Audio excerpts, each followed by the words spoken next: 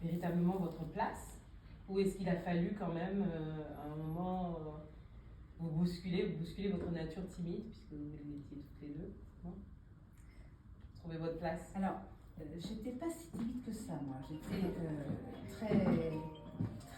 très sage, mais pas forcément pour autant timide.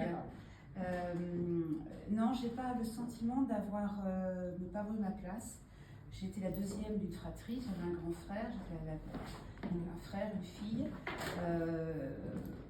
Je pense que c'est un modèle de famille hyper traditionnel. Le papa qui travaillait, la maman à la maison, maman très féminine, donc très maternelle, et donc j'ai été élevée dans un modèle de...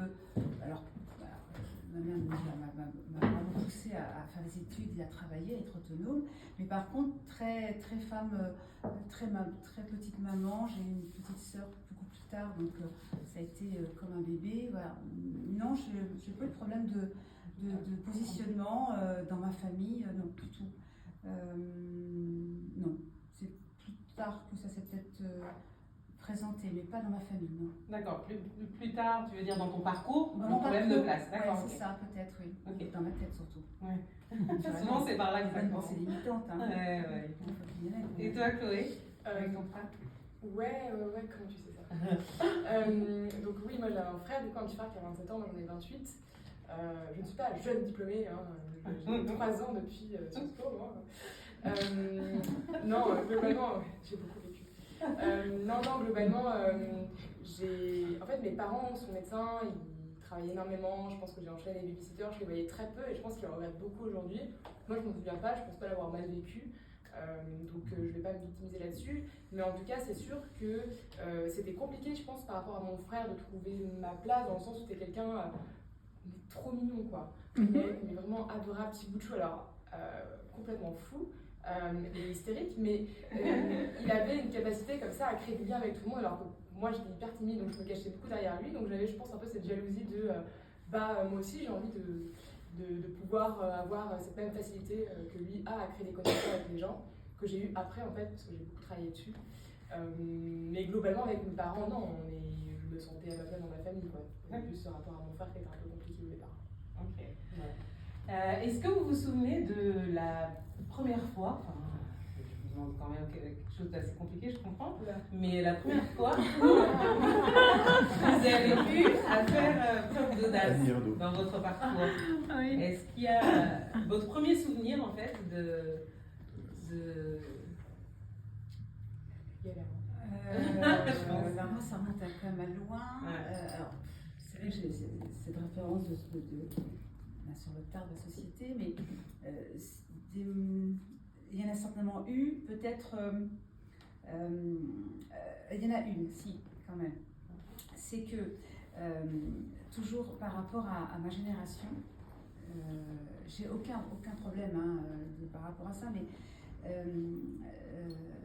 j'avais donc un frère plus âgé que moi, et naturellement, mon frère, après le bac, c'était évident qu'il allait faire des études supérieures. Pour mes parents, notamment pour un père qui était très très présent et très charismatique dans la famille. Et quand mon frère a fait ses études, mon papa s'est battu pour qu'il rentre pour faire dans un IUT. Quand moi j'ai eu mon bac,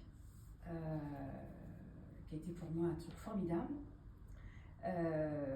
mon père a estimé, c'est en 1974, que ayant mon bac, c'était le Graal. Sauf que, moi, non. Il fallait que je poursuive des études et c'était évident que j'allais faire des études supérieures. Il a fallu que je me batte à ce moment-là pour dire à mon papa que, non, papa, ok, j'ai le bac, mais je veux en 74, je veux continuer. Et donc, je suis partie à la fac de droit. Mais ça n'a pas été une évidence pour mon père et ma mère qui suivait le mouvement à l'époque. Et donc voilà, je pense que ça a été mon premier acte de bravoure, entre guillemets, de porter ma voix sur un projet. J'en ai eu un deuxième, mais plus personnel, Mais c'est vrai D'accord. que celui-là, c'est le premier que j'ai pu avoir. Ok, bah on y reviendra tout à l'heure.